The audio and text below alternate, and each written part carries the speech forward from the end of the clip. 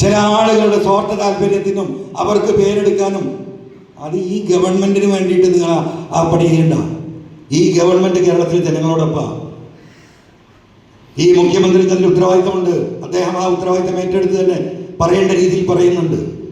പക്ഷെ എന്താ അറിയോ, ചിലവർക്ക് ഇപ്പൊ കേന്ദ്രത്തിന്റെ നിലപാടെന്താ, ഈ ഗവൺമെന്റ് എങ്ങനെയെങ്കിലും ഇല്ലാതാണ്, നശിച്ച് നാരായണക്കല്ലടയണം. അതാണ് സാമ്പത്തികമായി ഒരുക്കുന്നത്. പെൻഷൻ കൊടുക്കാൻ പൈസ ഉണ്ടാവരുത്, ശമ്പളം കൊടുക്കാൻ പൈസ ഉണ്ടാവരുത്, നിങ്ങൾക്ക് എന്തെങ്കിലും റിലീഫ്, എല്ലാവരും എതിരാവണം.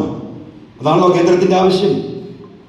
ആ ആവശ്യത്തിന് കുടപിടിക്കുന്ന ഈ ഗവൺമെന്റിനെതിരെ ജനങ്ങളുടെ മനോവികാരം ഉണ്ടാക്കാൻ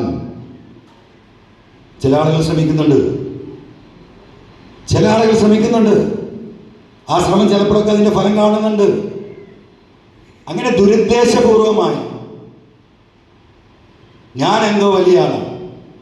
SP കുറേ സിം കാർഡ് പിടിച്ച് ഞാൻ കണ്ടു. നമ്മളെ 10 ലക്ഷത്തിൻ്റെ മുതൽ യാതൊരു വിവരമില്ല. കുറേ സിം കാർഡുകൾ, അതിൻ്റെ വീഡിയോസ് ഇങ്ങനെ കണ്ടെടുക്കുക. SP കാണുന്നത് ഞാൻ TV-യില്ല. പക്ഷെ അദ്ദേഹത്തിൻ്റെ ഉത്തരവാദിത്തമല്ലേ, ഞാനൊരു പൊതുപ്രവർത്തകനല്ലേ. എൻ്റെ വീടിൻ്റെ അകത്ത് ഇങ്ങനെ ഒരു സംഭവം നടന്നിട്ട് എന്നെ ഒന്ന് വിളിച്ചിട്ട് എന്താ പറയേണ്ടത്? ഇപ്പം തന്നെ ഞാൻ 10 മണിക്ക് അങ്ങനെ സമ്മേളനം പറഞ്ഞല്ലേ, ഞാൻ 9:50 മലപ്പുറത്ത് എത്തിയിട്ടുണ്ട്. ഞാൻ രാവിലെ ഫസ്റ്റിൽ ആരംഭിക്കുന്ന ഒരു പരിപാടി 1 മിനിറ്റ് പോലും വൈകാറില്ല.